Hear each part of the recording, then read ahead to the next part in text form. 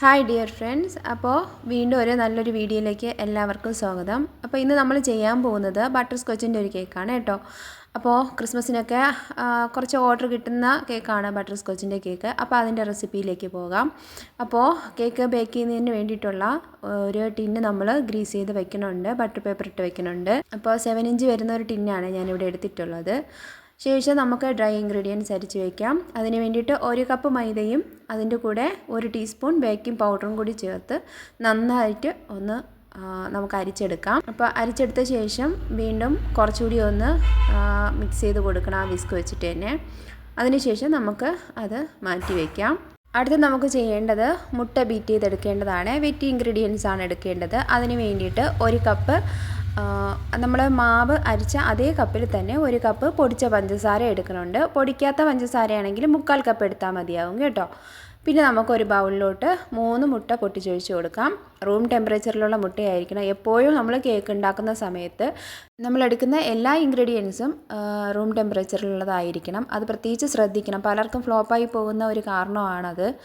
പിന്നെ അതിനോടൊപ്പം 1 teaspoon vanilla essence ചേർക്കുന്നുണ്ട്. അതിനോടൊപ്പം തന്നെ ടൈഗറിൻ്റെ മിൽക്ക് മിക്സ്, ബട്ടർ സ്കോച്ചിൻ്റെ മിൽക്ക് മിക്സ് ബേക്കറിയിൽ നിന്ന് നമുക്ക് വാങ്ങാൻ കിട്ടും. അതും കൂടെ ഒരു 5-6 ഡ്രോപ്പ് കൂടി പോകരുത്. അത് ഒരുപാട് പ്രസ് ചെയ്യുകയും ചെയ്യരുത്, ഒരുപാട് അങ്ങ് വന്നു പോവും.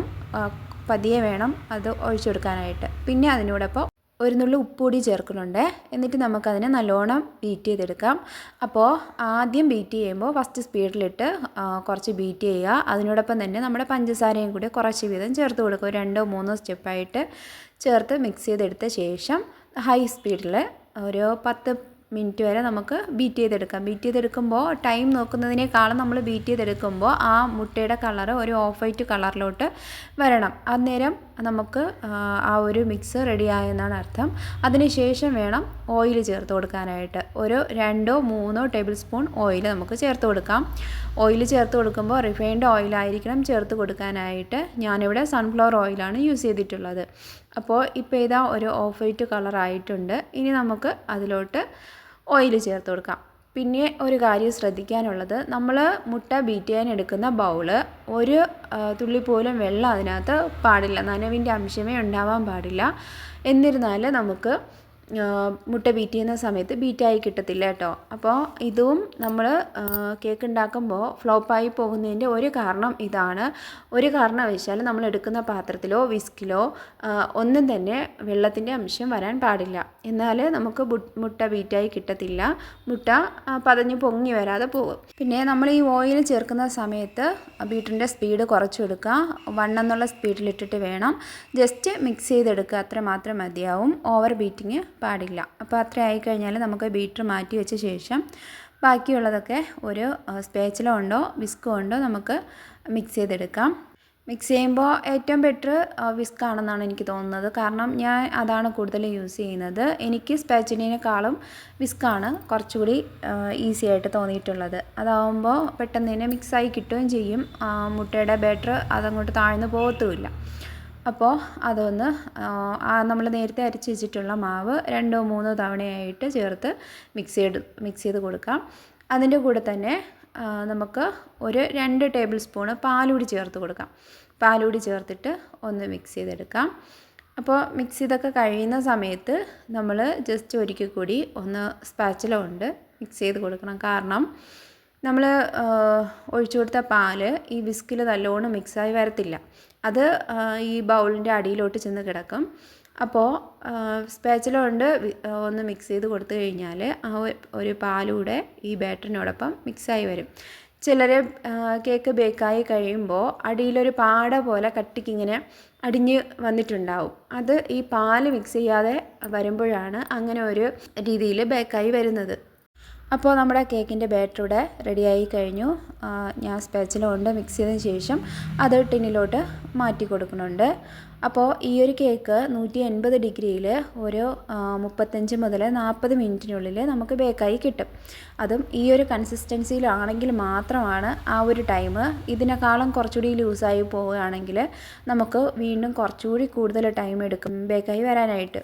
അതുകൊണ്ട് തന്നെ നമ്മുടെ ബാറ്ററിൻ്റെ കൺസിസ്റ്റൻസി അനുസരിച്ചിരിക്കും നമ്മളെ ബേക്കിംഗ് ടൈം വരുന്നത് കേട്ടോ. അപ്പോൾ ബാറ്ററൊക്കെ ടിന്നിലാക്കി കഴിഞ്ഞാൽ അത് ഒരു 2-3 തവണ ഒന്ന് ടാപ്പ് ചെയ്ത് കൊടുക്കണം. ടാപ്പ് ചെയ്ത് കൊടുക്കുമ്പോഴാണ് അതിനകത്ത് കുടുങ്ങിയിട്ടുള്ള എയർ ബബിൾസൊക്കെ ഒന്ന് പുറത്ത് പോകുന്നത്. എയർ ബബിൾസ് പുറത്ത് പോകാതിരുന്നാൽ നമ്മൾ കേക്ക് ബേക്കായി വരുമ്പോൾ ഇടയ്ക്കിടയ്ക്ക് വലിയ വലിയ ഹോൾസ് ഉണ്ടാവും. അപ്പോൾ അത് ഉണ്ടാവാതിരിക്കാനായിട്ടാണ് നമ്മൾ ടാപ്പ് ചെയ്ത് കൊടുക്കുന്നത്. അപ്പോൾ ഇതുപോലെ 4-5 വട്ടം ടാപ്പ് ചെയ്ത് കൊടുക്കുമ്പോൾ ആ ബബിൾസ് അങ്ങ് പൊക്കോളും. അതിനുശേഷം നമുക്ക് ഓവനിലോട്ട് വെച്ച് കൊടുക്കാം. ഇനി നമുക്ക് ടൈം കൂടി സെറ്റ് ചെയ്ത് കൊടുത്തു കഴിഞ്ഞാൽ അതവിടെ ഇരുന്ന് ബേക്കായി വന്നോളും കേട്ടോ. അപ്പോൾ നമ്മുടെ ഈ ബട്ടർ സ്കോച്ച് കേക്കിന് വേണ്ടിയിട്ട് കുറച്ചുകൂടി കാര്യങ്ങൾ റെഡിയാക്കാനുണ്ട്. അപ്പോൾ ആദ്യം തന്നെ നമുക്ക് പ്രളയനുള്ള നട്ട്സ് ഒന്ന് വറുത്ത് എടുക്കാം. അപ്പോൾ ഞാനിവിടെ ഒരു 1/2 കപ്പ് നട്ട്സാണ് എടുത്തിട്ടുള്ളത്. അതൊന്ന് വറുത്ത് മാറ്റി വയ്ക്കുന്നുണ്ട്. അതിനുശേഷം അതേ കടായിൽ തന്നെ നമുക്ക് ഒരു 1/2 കപ്പ് പഞ്ചസാര ചേർത്ത് കൊടുക്കാം. ആ പഞ്ചസാര മെൽറ്റായി ഒരു ഗോൾഡൻ ബ്രൗൺ നിറത്തിലാവുന്നത് വരെ ഒന്ന് റെഡിയാക്കി എടുക്കണം. അപ്പോൾ ആ സമയം നമ്മുടെ ഫ്ലെയിം ലോ ആയിട്ടാണ് വെച്ച് കൊടുക്കാനായിട്ട്. ഇല്ലയെന്നുണ്ടെങ്കിൽ ആ പഞ്ചസാര പെട്ടെന്നങ്ങ് കരിഞ്ഞു പോകാൻ സാധ്യതയുണ്ട്. കരിഞ്ഞു പോയി കഴിഞ്ഞാൽ ഒരു കയ്പ്പ് ടേസ്റ്റ് ആയിരിക്കും ഉണ്ടാവുക. അപ്പോൾ അങ്ങനെ ഉണ്ടായിക്കഴിഞ്ഞാൽ നമ്മുടെ കേക്കിന് ടേസ്റ്റ് വ്യത്യാസം വരാൻ കൊള്ളത്തില്ല. അപ്പോൾ അതുകൊണ്ട് തന്നെ ലോ ഫ്ലെയിമിൽ വെച്ചിട്ട് അത് കുറേശ്ശെ ഒന്ന് മെൽറ്റ് ചെയ്തെടുക്കുക. കുറച്ച് സമയം പിടിക്കും അതൊന്ന് മെൽറ്റായി വരാനായിട്ട്. എന്നാലും അതൊന്ന് ക്ഷമയോടെ കാത്തിരിക്കണം. അപ്പോൾ അതിനുശേഷം നല്ലപോലെ മെൽറ്റായി ഒരു ഗോൾഡൻ ബ്രൗൺ നിറത്തിൽ വന്നു കഴിഞ്ഞാൽ നമുക്ക് അതിലോട്ട് ഒരു നുള്ളു ഉപ്പ് ചേർത്ത് കൊടുക്കാം. ഒരു നുള്ളു ഉപ്പും അതിനോടൊപ്പം തന്നെ ഒരു ടേബിൾ സ്പൂൺ ബട്ടർ കൂടി ചേർത്ത് കൊടുക്കാം. അപ്പോൾ ബട്ടർ കൂടി ചേർത്ത് കൊടുത്ത് അതൊന്നിങ്ങനെ പതഞ്ഞ് വരുന്ന സമയത്ത് നമുക്ക് പഞ്ചസാര എടുത്ത അതേ കപ്പിൽ തന്നെ 1 കപ്പ് ക്രീം ഒന്ന് ആഡ് ചെയ്ത് കൊടുക്കാം. അപ്പോൾ ക്രീം കൂടി ആഡ് ചെയ്ത് കൊടുത്തു കഴിഞ്ഞാൽ നല്ലോണം ഒന്ന് തിളപ്പിച്ചെടുക്കണം. ക്രീം ആഡ് ചെയ്യുന്ന സമയത്ത് ഈ പഞ്ചസാര ഒന്ന് കട്ടിയാവാൻ സാധ്യതയുണ്ട് കേട്ടോ. അപ്പോൾ അത് കുറച്ചൊന്ന് തിളപ്പിക്കുമ്പോൾ അതൊക്കെ മെൽറ്റായി നല്ല ലൂസായി കിട്ടും. എന്നിട്ട് അതൊന്ന് നന്നായിട്ട് തിളപ്പിച്ച് കുറുകി വരുന്ന സമയത്ത് ഫ്ലെയിം ഓഫ് ചെയ്ത് കൊടുക്കാം. അപ്പോഴത്തേക്കും നമുക്ക് കേക്കിന് വേണ്ടിയിട്ടുള്ള കാരമൽ സോസ് റെഡിയായി. ഇനി നമുക്ക് പ്രളയനാണ് റെഡിയാക്കാനുള്ളത്. നേരത്തെ നമ്മൾ നട്ട്സ് വറുത്ത് മാറ്റി വെച്ചല്ലോ. ഇനി അതിലോട്ട് വീണ്ടും ഒരു 1/4 കപ്പ് പഞ്ചസാര ചേർത്ത് കൊടുക്കുക. അതൊന്ന് മെൽറ്റായി ഗോൾഡൻ ബ്രൗൺ നിറത്തിലോട്ട് വരുമ്പോൾ ഒരു നുള്ളു ഉപ്പ് ചേർത്ത് കൊടുക്കണം. കൂടെ തന്നെ ഒരു ടേബിൾ സ്പൂൺ ബട്ടർ കൂടി ചേർത്ത് കൊടുക്കാം. ബട്ടർ കൂടി ചേർത്ത് നേരത്തെ പോലെ പതഞ്ഞ് വരുന്ന സമയത്ത് നമുക്ക് നേരത്തെ വറുത്ത് കോരി വെച്ചിട്ടുള്ള ആ നട്ട്സ് കൂടി ചേർത്ത് ഒന്ന് മിക്സ് ചെയ്തെടുക്കാം. പിന്നെ അധികം നേരം നമ്മൾ അത് ഇങ്ങനെ ഫ്ലെയിം കൊടുക്കേണ്ട ആവശ്യമില്ല.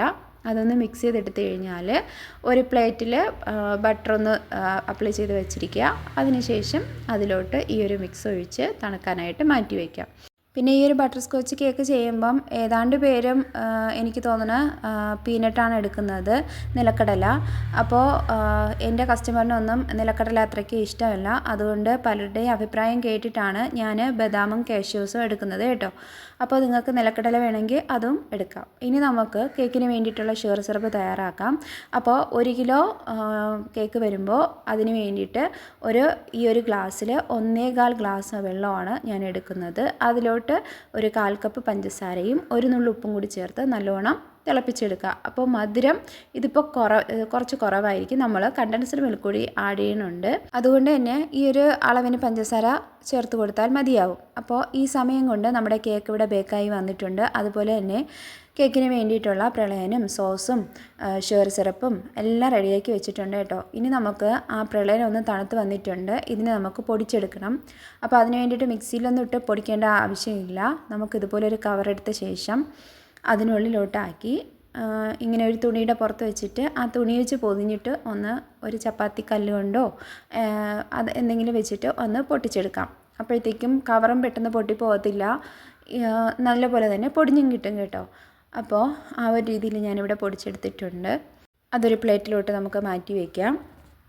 അപ്പോൾ ഇത്രയും ആയിക്കഴിഞ്ഞാൽ തന്നെ നമ്മുടെ കേക്കിന് വേണ്ടിയിട്ടുള്ളത് എല്ലാം റെഡിയായി കഴിഞ്ഞു. കുറച്ച് ജോലിയുള്ള ഒരു കേക്കാണ് ബട്ടർ സ്കോച്ച്. കുറച്ച് നല്ലോണം ജോലി എടുക്കണം. അപ്പോൾ ക്രീമും നമ്മൾ ബീറ്റ് ചെയ്ത് വെച്ചിട്ടുണ്ട്. പിന്നെ കുറച്ച് വൈറ്റ് കോമ്പൗണ്ട് കൂടി എടുത്തിട്ടുണ്ട്. അത് ഓപ്ഷണലാണ് കേട്ടോ. എല്ലാവർക്കും വേണമെന്നുണ്ടെങ്കിൽ മാത്രം ചേർത്ത് കൊടുത്താൽ മതിയാവും. കുറച്ചുകൂടി ടേസ്റ്റ് കിട്ടും. അതിന് വേണ്ടിയിട്ടാണ് ഞാനത് ചേർക്കുന്നത്. അപ്പോൾ നമ്മുടെ കേക്കിൻ്റെ സ്പഞ്ച് കണ്ടോ, നല്ല ഹൈറ്റിന് നല്ല ഇതായിട്ട് വന്നിട്ടുണ്ട്. അപ്പോൾ അതിന് ഒരു 3 ലെയറായിട്ട് നമുക്ക് കട്ട് ചെയ്ത് മാറ്റണം. അപ്പോൾ 3 ലെയറായിട്ട് കട്ട് ചെയ്ത് മാറ്റിയ ശേഷം നമുക്കിനി അത് ഐസിങ് ചെയ്യാൻ തുടങ്ങാം കേട്ടോ. പിന്നെ ഈ ഒരു കേക്കിൻ്റെ നമ്മുടെ ടോപ്പ് ഭാഗം വരുന്നത് കേക്കിൽ ഉൾപ്പെടുത്താറില്ല. അതൊന്ന് കട്ട് ചെയ്ത് മാറ്റി കൊടുക്കണം കേട്ടോ. അത് കുറച്ച് സോക്കായി കഴിയുമ്പോൾ കുറച്ചൊന്ന് എന്ത് പറയാനായിട്ട് കുറച്ചൊന്ന് ഇതായിട്ട് വരും കേട്ടോ, ഒരു മാവ് പോലെ ആയിപ്പോവും. അപ്പോൾ അതൊന്ന് മാറ്റി കൊടുക്കണം. മാറ്റി കൊടുത്ത ശേഷം നമുക്ക് കേക്കിന് ഫില്ലിങ്ങിന് വേണ്ടിയിട്ടുള്ള ക്രീം എടുത്ത് മാറ്റിയ ശേഷം നമ്മൾ നേരത്തെ സോസ് റെഡിയാക്കിയല്ലോ, ആ സോസ് ഒരു 1-2 ടേബിൾ സ്പൂൺ ചേർത്ത് കൊടുക്കാൻ കേട്ടോ. ഇതിപ്പോൾ വലിയ സ്പൂൺ ആയതുകൊണ്ടാണ് ഞാൻ 1 സ്പൂൺ ചേർത്തിട്ടുള്ളത്.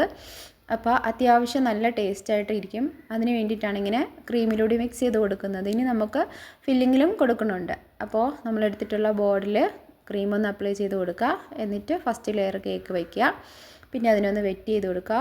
നമ്മൾ വെറ്റ് ചെയ്യേണ്ട ഷുഗർ സിറപ്പിൻ്റെ കൂടെ കുറച്ച് കണ്ടൻസ്ഡ് മിൽക്ക് ആഡ് ചെയ്തിട്ടുണ്ട്. അതുപോലെ തന്നെ അതിനോടൊപ്പം ബട്ടർ സ്കോച്ചിൻ്റെ മിൽക്ക് മിക്സില്ലേ, ടൈഗറിൻ്റെ നേരത്തെ കാണിച്ച ആ ഒരു ഇതും കൂടി ഒരു 2-3 ഡ്രോപ്പ് ആഡ് ചെയ്തിട്ടുണ്ട് കേട്ടോ.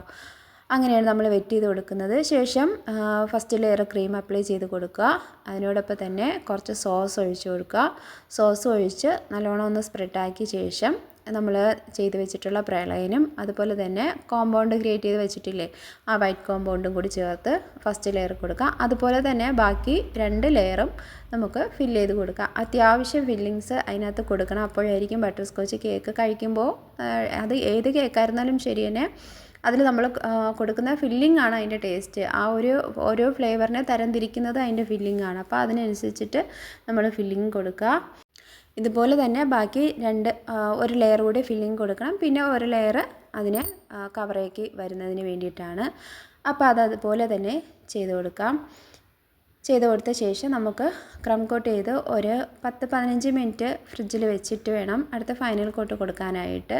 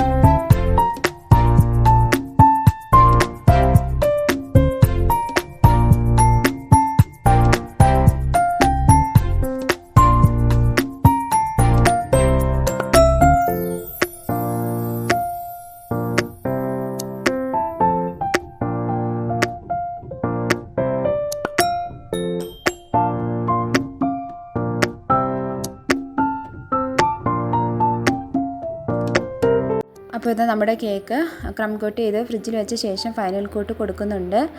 അപ്പോൾ ഈ ഒരു കേക്കിന് പ്രത്യേകിച്ച് ഡിസൈനൊന്നും കൊടുക്കുന്നില്ല. നമ്മുടെ കസ്റ്റമർ വേറെ ഡിസൈനോ കാര്യങ്ങളൊന്നും പറഞ്ഞിട്ടില്ല, റൈറ്റിങ്സ് മാത്രമേ പറഞ്ഞിട്ടുള്ളൂ. അതുകൊണ്ട് തന്നെ അതിൻ്റെ തനതായ ആ ഒരു ലുക്കിൽ തന്നെ ഇരുന്നോട്ടെ എന്ന് വെച്ചിട്ട് ഈ ഒരു ഡിസൈനാണ് കൊടുക്കുന്നത് കേട്ടോ. പിന്നെ ഈ ഒരു കേക്ക് നിങ്ങൾക്ക് ഇഷ്ടമായെന്ന് കരുതുന്നു. അപ്പോൾ ഈ ഒരു ക്രിസ്മസിന് എല്ലാവരും ഈ ഒരു കേക്ക് ഒന്ന് ട്രൈ ചെയ്ത് നോക്കണം. അതുപോലെ തന്നെ ഈ ഒരു വീഡിയോയിൽ നമ്മൾ ഒരുപാട് ടിപ്സൊക്കെ ചേർത്തിട്ടുണ്ട്. ഫ്ലോപ്പായി പോകുന്നവർക്ക് എങ്ങനെ ഫ്ലോപ്പ് ആവാതിരിക്കാനുള്ള കുറച്ച് ടിപ്സൊക്കെ ആഡ് ചെയ്തിട്ടുണ്ട്. അതുകൊണ്ട് തന്നെ നിങ്ങൾക്ക് പരിചയമുള്ളവർക്കൊക്കെ ഈ ഒരു വീഡിയോ ഒന്ന് ഷെയർ ചെയ്ത് കൊടുക്കണം. അതുപോലെ തന്നെ നമ്മുടെ ഈ വീഡിയോ കണ്ടിട്ട് ഇഷ്ടമായിട്ടുണ്ടെങ്കിൽ ഒന്ന് ലൈക്ക് ചെയ്ത് ഷെയർ ചെയ്ത് സപ്പോർട്ട് ചെയ്യാൻ മറന്നു പോകരുത്. ആദ്യമായിട്ടാണ് കാണുന്നതെങ്കിൽ നമ്മുടെ ചാനലൊന്ന് സബ്സ്ക്രൈബ് ചെയ്ത് ഒന്ന് സപ്പോർട്ട് ചെയ്യണേ. അപ്പോൾ അടുത്തൊരു നല്ല വീഡിയോ ആയിട്ട് വരുന്നതായിരിക്കും കേട്ടോ.